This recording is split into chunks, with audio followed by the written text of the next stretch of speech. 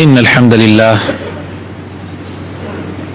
نحمده ونستعينه ونستغفره ونستهديه ونعوذ بالله من شرور أنفسنا ومن سيئات أعمالنا. من يهده الله فلا مضل له ومن يضلل فلا هادي له، وأشهد أن لا إله إلا الله وحده لا شريك له، وأشهد أن محمدا عبده ورسوله. يا أيها الذين آمنوا اتقوا الله وقولوا قولا سديدا.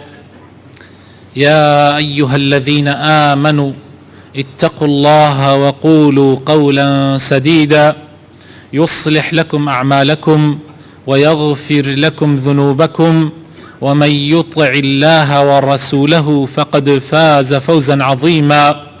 أما بعد، فإن أصدق الكلام كتاب الله، وخير الهدي هدي محمد صلى الله عليه وسلم، وشر الأمور محدثاتها، وكل محدثة بدعة، وكل بدعة ضلالة، وكل ضلالة في النار. برایانی خۆشەویستم، خوشکانی بەڕێز، سەلامی خوای پەروەردگار لە هەموو لایەکتان بێ. داواکارم لە خوای پەروەردگار لە هەموو بەڵاو موسیبەتێکی ئەم دنیایە بمان پارێزێ، دینمان ئیمانمان سەلامەت بکە.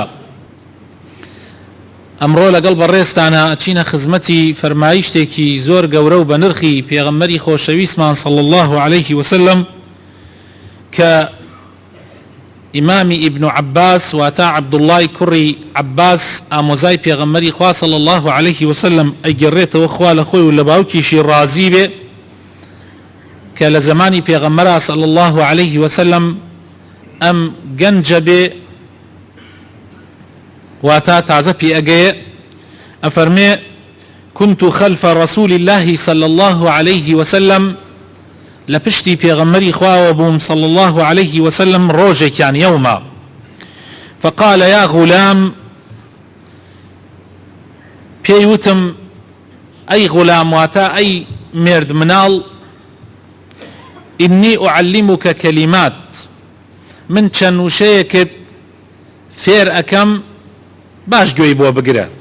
لە پشتی پێغەمبەرەوە صلى الله عليه وسلم سواری وڵاخێک بووە، پێغەمبەری خوای صلى الله عليه وسلم بە فرسەتی ئەزانێ ئەم قوتابیە تازە پێگەیشتووی ئیسلام نەسیحەت بکە و ئامۆژگاری بکە بە چەند وشەیەکی گەورە و بە نرخ. پێ فەرمێ: احفظ الله يحفظك، تۆ سنوورەکانی خوای پەروەردگار بپارێزە و مەی بەزێنە، خوای تەعالایش ئەتپارێزێ. سنوورەکانی خوای تەعالا حرامەکانە، ئەو خەتە سوورانەیە کە خوای تەعالا بۆتی دیاری کردووە کە تۆ لێی تێنەپەڕی. بۆ نمونە ئەگەر فەرزەکانی خوا جێبەجێ نەکەی، تۆ خەتەکانت پەڕاندووە، تۆ سنوورەکانی خوات پەڕاندووە. نوێژ نەکەی، تۆ سنووری خوات پەڕاندووە. ڕۆژوو نەگری، سنووری خوات پەڕاندووە. پارەت هەبێ و زەکات نەدەی، سنووری خوات پەڕاندووە. بتوانی و ئیمکانیاتت هەبێ و نەچی بۆ حەجی ماڵی خوا، تۆ سنووری خوات پەڕاندووە. فەرزەکانی خوا بەگشتی جێبەجێ نەکەی، تۆ سنوورەکانت بەزاندووە. بە هەمان شێوە ئەگەر حرامەکان جێبەجێ بکەی، حرامەکان ئەنجام بدەی، بۆ نمونە خوا پەنامان بدا دزی بکەی، خراپەکاری بکەی، ئەمانە هەمووی بەزاندنی سنوورەکانی خوای پەروەردگارە. پێ ئەفەرمێ سنوورەکانی خوا مەبەزێنە، بی پارێزە، خوا ئەو پارێزێ. پاشان ئەفەرمێ: احفظ الله تجده تجاهك، ئەگەر سنوورەکانی خوا بپارێزی، دائیم ئەبینی خوا ڕوو لە تۆیە، یعنی لێت ڕازیە. کاتی ئێمە ئەڵێن فڵانە کەس ڕوو لە تۆیە، یعنی لێت تووڕەنیە، لێت ڕازیە. بەڵام کاتێک ئەڵێ فڵانە کەس پشتی لێت کرد، یعنی لێت تووڕە بووە. یعنی ئەگەر تۆ سنوورەکانی خوای گەورە بپارێزی، خوای تەعالا ڕوو لە تۆیە، یعنی لێت ڕازی ئەبێ. کارت بۆ ئاسان ئەکا، إذا سألت ئەگەر داوات کرد داوای شتێکت کرد شتێکی گەورە کە جاری وایە ئەو شتە گەورانە بە مرۆڤ جێبەجێ ناکرێ مەڕۆ بە هاڵکیە زەلامێکە بە مردوویەکە بە قەبرێکە لەوانە بپاڕێیتەوە نابێت. ئینسانی مسلمان ئەگەر داوا بکە پێغەمبەر فێریەکە و فێری ئیبن عەباس و ئێمەش ئەکات ئیذا سەئەلتە فەسئەل الله ئەگەر داوای شتێکی لەو جۆرانەت کرد داوا لە خوا بکە داوای ڕزقت کرد داوا لە خوا بکە داوای تەمەندرێژیت کرد داوا لە خوا بکە داوا سەرکەوتنت کرد لە ژیانە داوا لە خوا بکە وإذا استعنت فاستعن بالله ئەگەر داوای هاوکاریت کرد داوای پەنات کرد پەنا بەخوا بگرە داوای هاوکاری و کۆمەکیەکانت با لە خوا بێ چونکە خوا خاوەنی هەموو شتەکانە خوا بەتوانایە بەسەر هەموو شتەکانە غەیری خوا تواناکانیان سنووردارە غەیری خوا تواناکانیان سنووردارە تۆ بۆ عیلاج داوا ئەگەر لە دکتۆر بکەیت دکتۆر دروستە بچتە لای دکتۆر عیلاجت بکە بە سەیرەکەی دکتۆر داوا یعنی هەوڵەکەی دکتۆر سنووردارە هیچ دکتۆرێ ناتوانێ مردوو کەسێک کە ئەجەلی هاتبێ بیگەڕێنێتەوە ئەگەر داوا لە کاربەدەستێکەکەی کاربەدەستەکان تواناکانیان سنووردارە چونکە جاری وا هەیە فریای خۆیشی ناکەوێ جاری وا هەیە خۆیشی پێویستی بە ڕەحمەتی خوای پەروەردگار هەیە ئەویش وەکو من و تۆ ئەو کاربەدەستانە وەکو من و تۆ پێویستیان بە ئەوە هەیە خوا یارمەتیان بدە تەسەور مەکەن هەنێک کەسێ ئەم کاربەدەستانەی زۆر لا گەورە بۆتەوە یعنی وانەش مرۆڤن کەسانێکن وەکو ئێمە کەی مستحقی ئەوەن ئێمە داوایان لێ بکەین هاواریان پێ بکەین چجا ئەگەر ئەوانە بشمرن دوای ئەوەی کە مردن بچینە لای قەبرەکانیان لیان بپاڕێنەوە نابێت.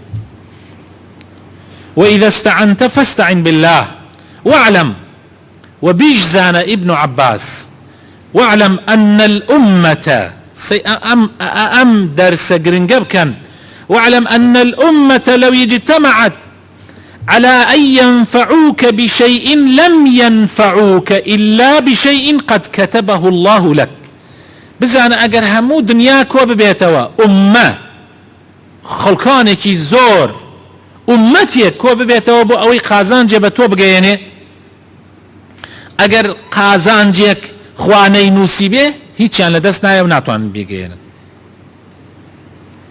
قازانجكان بدست خواه بهمان شيوا واعلم وإن اجتمعوا على أن يضروك وإن اجتمعوا يعني بهمان شيوا وإن اجتمعوا على أن يضروك بشيء لم يضروك إلا بشيء قد كتبه الله عليك وبيش زاناگر أمتك خلقك زور بلكو همو جهان كو ببنوا بو أوي زررك بتو بگينن زيانك دلي بدن اگر خوا لسرتي ننوسي بي ناتوانن بيگينن بويا مترسى انسان پشت با او کس بوسي با او ذات بوسي با انسان پشت با او ذات بوسي که هموش دکان بدسي او هيچ لفرماني او تيپرناكا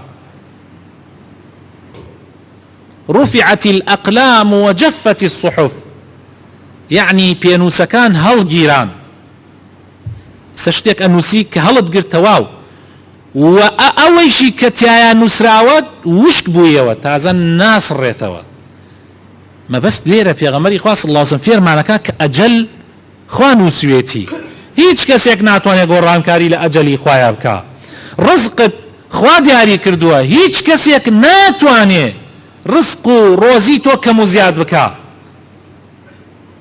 تۆ پشت بەخوای گەورە بۆسە و ئەسبابەکان بگرە بەر إن شاء الله سركوتو أبي لجيانتا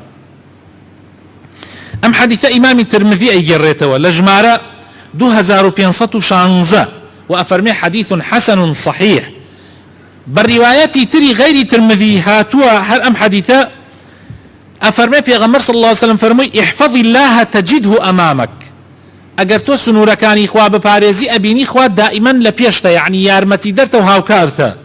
تعرف إلى الله في الرخاء يعرفك في الشدة.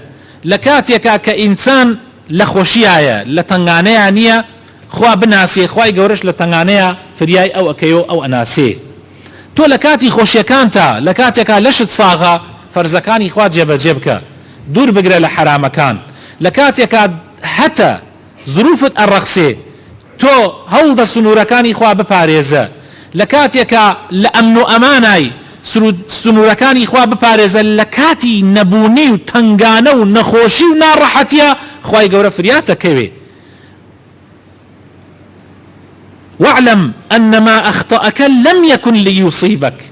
بزانە هەر چ شتێک بۆت هات لێتی نەدا. بۆ نمونە کەوتیتە ناو کەمینێکەوە، في شەکێکی زۆرت بۆ هات بەڵام لێتی نەدا، دڵنیابە بۆ ئەوە نەکراوە لێت بدا. مەلائیکەیەک خوای گەورە دایناوە هەموو ئەو شتانت لەسەر لا ئەبا نایە لێ بدالێت، بۆ ئەوە نەکراوە لێت بدا. و بیشزانە ئەوەی کە هات و لێتی دا ئەوە بۆ ئەوە نەکراوە لێت نەدا. زۆر گرنگە ئەم ئیمانە و عەقیدەیە، زۆر گرنگە بۆ ئێمە. وما ئەصابەکە ئەوەی تووشت بوو لەم یەکن لیوخطئەکە، مەڵێ ئەگەر ئەوە نەبوایە ئاوانە ئەبوو. ئەمە قەدەری خوایە و خوای گەورە تەقدیری شتەکانی کردووە. ئەجەلت ڕزقت ڕۆزیت ئەمانە دیاری کراون با ئینسان زۆر ئەم لا ئەولای تیا نەکە. واعلم أن النصر مع الصبر. و بیشزانە ئەم وشە ئاڵتونیانانە بکە کە لە زێڕ لە گەوهەر بەنرخترن، بزانە سەرکەوتن لەگەڵ سەبرایە. زۆر کەس هەیە لە حەزاتێکی کەم سەبری بگردایە سەرەکەوت، بەس خۆی نەگرت بۆیە ژێر کەوت. زۆر جار ئێمە لە ژیانمانە بینی ومانە لە خۆمانە و لە خەڵکی تریشە یەک تۆ سەبری گەرەک بوو، جاری وا هەیە یەک ڕۆژێتر خۆت بگری سەرەکەوی. سەبر زۆر مهمە لە ژیانە، بۆیە نەسر لەگەڵ سەبرایە، لەگەڵ ئارامگرتن و خۆگرتنایە. وأن الفرج مع الكرب. بزانە هەموو تەنگانەیەک فەرەجیشی لەسەرە، یعنی لە دوایە هەموو تەنگانەیەک دڵنیا بە دوایەکەی فەرحانەیە، بەس پێویستە تۆ تۆزێ خۆت بگری. وأن مع العسر يسرا. و لەگەڵ هەموو تەنگانەیەکە ئاسانکاری و خۆشیش دێت. یعنی لە ژیانە ئینسان پێویستی بە سەبرە، تۆزێکی تر ئارام بگرە سەرەکەوی، تەنگانەکەت لەسەر لا ئەچێ، بەس هەنێک کەسێ خۆی پێناگیرێ. ئەم حەدیثە گرنگە، ئەم حەدیثە مهمە، زۆر پێویستە ئێمە خۆمان ڕابێنین لەسەر ئەم وشە گرنگانە، لە مێشکی خۆمانە لە یەکی بدەینەوە، پاشان ژیانمانی لەسەر دامەزرێنین و ژیانی ماڵ و مناڵمانی لەسەر دامەزرێنین. زۆر گرنگە براینە. ئێمە ئەم حەدیثانە ئەتوانم بڵێم لە مێشکمانە نەماوە یان هەر نەیشمان بیستووە، بۆیە حاڵمان ئاوایە، بۆیە ئاوامان بەسەرادێ، بۆیە زروفمان ئاوا گۆڕاوە. زۆر پێویستمان بە لە یەکدانەوەی ئەم حەدیثانە هەیە. و حەدیثی پێغەمبەری صلی الله علیه وسلم درۆی تیانیە، حەدیثی صادق المصدوقە، ئەو پێغەمبەرە ڕاستگۆیە کە خوا بەڕاستی خستۆتەوە. ئێمە زۆر پێویستمان پێیەتی خۆشەویستەکانم. لەم حەدیثەوە بڕێک سوود وەرەگرین. هذا الحديث يبين عدة المسلم عند الشدائد. يعني لكاتي تنغانيا مسلمان تشيبكا فيرتكا يكم إنسان أو أمريكاني خواي قورت جيب جيبكا لكاتي خوشيا كاتي كويت تنغانا داوا لخوابكا خوا فريايا كوي. يونس عليه السلام نمونه بو إيما يونس بيغمر أكويت ناوي بحركوه فريدنا ناوي بحركوه لو كاتي يونس داوا لخواكا خوا يكسر فريايا كوي. لا إله إلا أنت سبحانك إني كنت من الظالمين. يكسر خوا فريايا كوي بوچی چونکە یونس پێشەکیەکەی لەگەڵ خوایە زۆر قایم بووە. با ئەگەر هەڵەیەکیشی توش بوو بێ بەڵام ئەو لای پتەوە لە کاتی خۆشیە لەگەڵ خوایە بینی تەواو بووە، مەزبوط بووە، بۆیە یەکسەر خوا فریایەکەوێ. بەڵام فیرعون هەر لە ناو بەحرەکەیایە، ئەویش خەریکە ئەخنکێ، لەوێش ئەویش داوا لە خواکە. فیرعون ئیمانە هێنێ بەخواکەی موسا لە لەحەزاتی ئەخیرە، بەڵام خوا فریای ناکەوێ. بۆچی؟ چونکە پێشەکی لە کاتی خۆشیەکانە ئەو حتا بۆی ئەکرا دژایەتی خوایە کرد، دژایەتی پەیامەکەی خوایە کرد، دژایەتی پێغەمبەرانی خوایە کرد. بۆیە فەرقی هەیە، ئەبێ ئاگامان لە خۆمان بێ. ئێمە کاتی خۆشی و فەرحانەیەکان خوا بناسین، خوا ئەمان ناسیە لە کاتی تەنگانەیە و فریامان ئەکەوێ. ئینسان لە کاتی تەنگانەیە براینە حەقا بەس داوا لە خوای پەروەردگار بکات، چونکە غەیری خوا هیچیان بەدەست نییە. بەڵام هەندێک خەڵک لە کاتی تەنگانەیە داوا ئەکاتە غەیری خوا. ڕاستە ئەوانە ئەولیای خوان، ڕاستە ئەوانە پیاوچاکن، بەڵام خوا ئیزنی نەداوە ئێمە داوا لەوان بکەین. خوا ئیزنی داوە ئێمە داوا لە خۆی بکەین بەس. حتا لەو حاڵەتانە ئەگەر شتێکیش فریاد کەوت واللهی ئەوە یاریکردنی شەیطانە. بۆیە ئەبێ ئاگامان لە خۆمان بێ، داواکردن ئەبێ بەس لە خوا بێ. سێم ئینسان ئەبێ لە کاتی تەنگانە سەبر بگرێ، بەس تۆزیە سەبر لەوانەیە فریاد بکەوێت لەوێ. لە کاتی تەنگانە مەڕۆخێ، نەعوذ بالله، یەکسەر دەست مەکە ناشکری. خەڵکم بینیوە لە کاتێکا کە زۆر وەزعەکە تەنگ بووە ئەلەو کاتە سیکردۆتە کفرکردن. تەنانەت باوەڕ بکەن لە سەفەری حەجە، ئێمە کە گەڕاینەوە لە مەتار ئەلەو کاتە تۆزێک تیارە دواکەوت، تۆزێک سعاتێ دوان کەوتینە گەرما و ناڕەحەتی و ئەوانەوە، ئەلەو کاتە کەسانێکە بوون کفریان کرد. سبحان الله، حەجی تەواو کردووە، لە ماڵی خوا گەڕاوەتەوە لە مەتاری جدە، دەستی خۆی پێ نەگیرە بۆ چەند سعاتێک نەعوذ بالله حەج و هەموو شتەکانی خۆی پوچەڵ کردەوە. ها سیرکن برا بەڕێزەکانم، سەبر زۆر گرنگە، تەحمل زۆر گرنگە بۆ ئینسان. هەر کەسێ پارێزگاری لە سنوورەکانی خوا بکە لە کاتی تەنگانەیە خوای گەورە ڕەحمی پێکە، ئەگاتە فریایە. بۆیە زۆر مهمە. هەندێ سوودی پەروەردەیی هەیە لەم حەدیثەی پێغەمبەر صلی الله عليه وسلم وەریەگرین. یەکەمیان ئەم دنیاە براکانم، من زۆر جار لەم شوێنەوە عەرزم کردن، ئەم دنیاە قاعەی ئیمتیحانە، ئەم دنیاە شوێنی ئیسراحەت نییە. لەوانەیە خوا ڕەحمت پێ بکا و ئیسراحەتێکیشت پێ بدا، بەڵام نابێت تۆ بەتەمای ئیسراحەتی کامل بی.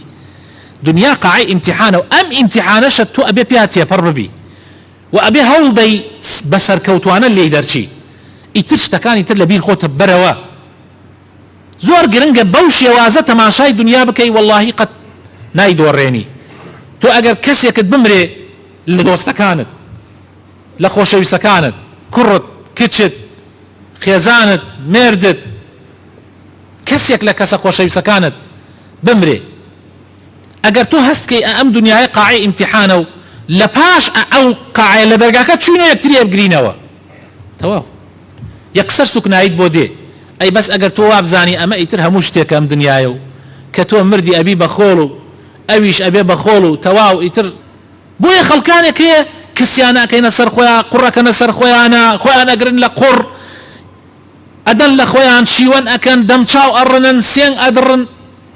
ئەمە یعنی بەڕاستی ئەوە دلیلە کە ئەوان ئیمانیان بە قیامەت نییە، و دلیل ئەوەیە کە ئەمانە لە ئیمان و لە عەقیدە و لە قەزا و قەدەر باش تێ نەگەیشتون. ئەگینا ئینسانی ئیماندار حتا ئەگەر دڵیشی غەمبار بێ بە فرمێسکەکانی دەرێخا. تو ئەگەر هەموو کەسێک ئەگەر خۆشەویستێکی لە دەست بدا دڵی غەمبارە بێ، حتا ئەگەر خواحافیزی سەفەرێ بکەی، سە دۆستێکتان بەیانی ئەڕوا بۆ حەج، هەمومان ئەو مانگەیە بۆ ئەو مانگە غەمبارە بین و فرمێسک بە چاوەکانمانە دەتە خوارەوە، مە شتێک تەبیعیە. بس ئەگەر زیاد لە سنوور دەرچوو ئەوە ئیتر ناشەرعیە. دووهەم تعلق العبد بالله تعالى وخصوصا عند الشدائد كمرض وهم وحيرة.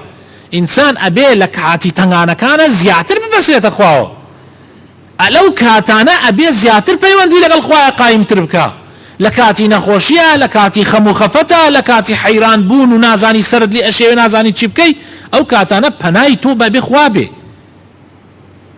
من زور معجب أبن ببرك نخوش لكاتيك خليك بأميدي رويتي أكا أو زياتر لخواه نزيك بيتو من أمن بتشاوي خوم بينيوه والله خواش رحمي بيان كردوه خواش حتى أجر بونا خوشيا مردبيتيشن سبحان الله بإيمان ومردن بشايت مان ومردون وهنيك يعني شحال خواشي فايداوه لبي أميدي خواشي فايداوه سبحان الله چونکە ئەم پەیوەندی لەگەڵ خوایە زۆر قایم بووە زۆر ئێمە پێویستمان بەو پەیوەندیە هەیە لە کاتی ناڕەحەتیەکانە لەم حەدیثەیەکە لە دەرسەکانی تر کە وەرێگرین تلطف الأستاذ مع طلابه بتقريبهم ومناداتهم وتخصيصه بالعلم يعني مامۆستا ئەبێ لەگەڵ قوتابیەکانی ئاوا بێ باوک ئەبێ لەگەڵ کوڕ و ئەولادەکانی ئەوا بێ باپیرە ئەبێ لەگەڵ ئەحفادەکانی ئەوا بێ پیاوی گەورە ئەبێ لەگەڵ تەمەن مناڵترە ئەبێ ئاوا بێ مامۆسای مزگەوت ئەبێ لەگەڵ خەڵکە ئاوا بێ جار جار ئەبێ پێویستە کات تۆ یەکێکیان نزیکەکەیتەوە قسەیەکی خۆشی بۆ ئەەکەی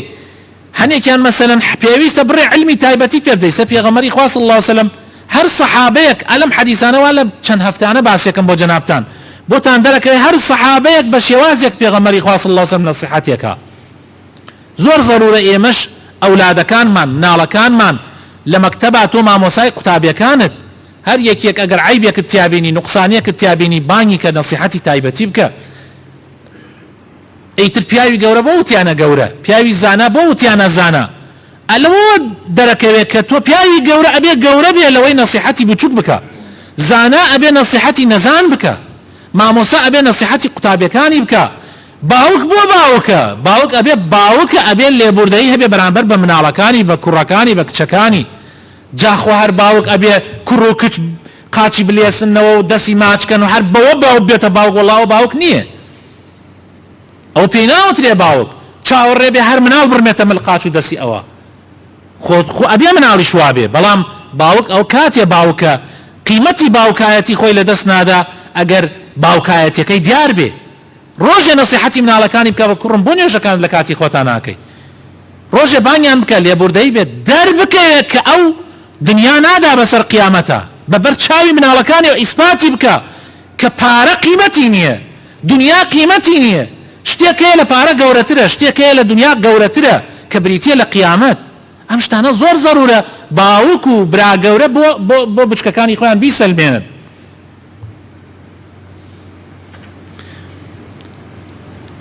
ولو حديثة ودرك فيه أهمية اهتمام المربين بأمر العقيدة زور قرنق أواني كما مستان كجوران كبياوي جوران اهتمام بعقيدة بدن زور قرنق إما كسيك للا ما نسيون بغير إخوة حق بي بلين نبي إهمالي تيابكي نبي نسيون خواردن بغير إخوة دروس نية هاوار كردن بغير إخوة دروس نية هابي غمري إخوة صلى الله عليه وسلم تشون فيرمانك أم جا عندي مسائل عقيدة قرنق مسائل قضاء وقدر أجل رزق ئێمە کشتمان بەخوا تێکەوتین والله خەڵکێکی زۆر لە مەسەلەی قەزا و قەدەرا تێکەوت خەڵکێ دینی خۆی ئەفرۆشێ لەبەر خاتر گڵایەک عەقیدە و باوەڕی خۆی ئەفرۆشێ لەبەر خاتری کارتێکی مۆبایل خەڵکێ ناموسی خۆی لەدەسەدا لەبەر خاتری شتێکی بچووک ئەمە هەمووی بەڵگەیە کە ئەوە ئیمانی بە قەزا و قەدەر نییە ئیمانی بە ڕزق نییە ئیمانی بە مردن نییە ئیمانی بە ئەجەل نییە زۆر گرنگە خۆشەویستەکانم ئەم مەسائلانە ڕوون بکەینەوە ومن علامات المؤمن يكك لعلامات نشان كان إيمان دار المتعلق بربه أو كبسرا وتخاوى أنه شديد الصلة بالله في الرخاء لكاتي خشية زور أبسية تخاوى أوش إسفاده هي شيء ومن نتائج ذلك سيجد النصر في الشدة يعني يكك لويك وأبيت معي أوي سربك لكاتي تنغاني أوي تو لكاتي فرحانة زياتر بسرا بيت تخاوى كباسمان كرت ئەم دەرسە تەربەیوانە ئەبێ وەری بگرین و دوو قاعیدەی گرنگیش لەم حەدیثەوە بۆمان دەرەکەوێ حەق بیکەین بە یاسای ژیانمان یەکەمیان بقدر حفظ العبد لحدود الله ينال حفظ الله ومعيته تۆ چەند پارێزگاری لە سنوورەکانی خوا بکە ئەوانەش خوا فریاتەکەوێ لە کاتەکانی ترە زۆر گرنگە خوا لەگەڵ خوایە بە خوا لەگەڵتایە پشت لە خوا بکە خوای گەورە پشت لێکە ئەوە زۆر مهمە ئەم یاسایە زۆر زۆر گرنگە دووهەم یاسا خۆشەویستەکانم ئینسان لە ژیانە پێویستی بە سەبر زۆر زۆر هەیە لە هەموو کاروبارێک ئەیسە لەیرە لە مزگەوتە پێویست بە سەبرە جاری وا هەیە گەرمایە جاری وا هەیە سبلت ئیش ناکە جاری وا هەیە پانکە ئیش ناکە ئەی خۆی لەحزەیەکە ئەتوانی لەوێ هەرچی عیبادەت هەیە دۆڕێنی ئەیش توانیت بەعکسەوە بۆیە ئێمە پێویستمان بە سەبر و ئامۆژگاری زۆر هەیە ئەمە دوو قاعیدەیە لە ژیانە زۆر گرنگە دەستی پێوە بگرین أن النصر مع الصبر وأن الفرج مع الكرب وأن مع العسر يسرا خی گەورە بخاتر ناو جوانەکانی خۆی فریامان بکەوێ ڕەحمان پێ بکە عقیدە و بیر و باوەڕمان سەلامەت بکە یا ڕەبی خوایە بخاتر ناو جوانەکانی خۆت لێت ئەپاڕێنەوە یا ڕەب العالەمین ڕەحم بە ئیمانمان بکەی بیر و باوەڕمان سەلامەت بکەی ڕەحم بە ماڵ و مناڵمان بکەی ڕەحم بە خێزانەکانمان بکەی ڕەحم بە دایک و باوک و برا و خوشک و کەس و کارمان بکەی یا ڕەبی خوایە ڕەحم بە مردوەکانمان بکەی خوایە شیفای نەخۆشەکانمان بدەی یا شافی یا ئەڵڵاه خوایە گیراوەکانمان دەرباز بکەی یا ڕەبی خوایە ئەوەی احتیاجێکی بۆی جێبەجێ بکەی یا ڕەبی خوایە ئەوەی احتیاجێکی بۆی جێبەجێ بکەی خێری دین و دنیای تێ بخەی بۆی خوایە کوردستانمان لە هەموو بەڵاو موسیبەتێک بە دوور بگری ئەمن و ئاسایش لە وڵاتمانە بەرقرار بکەی ئامین ئامین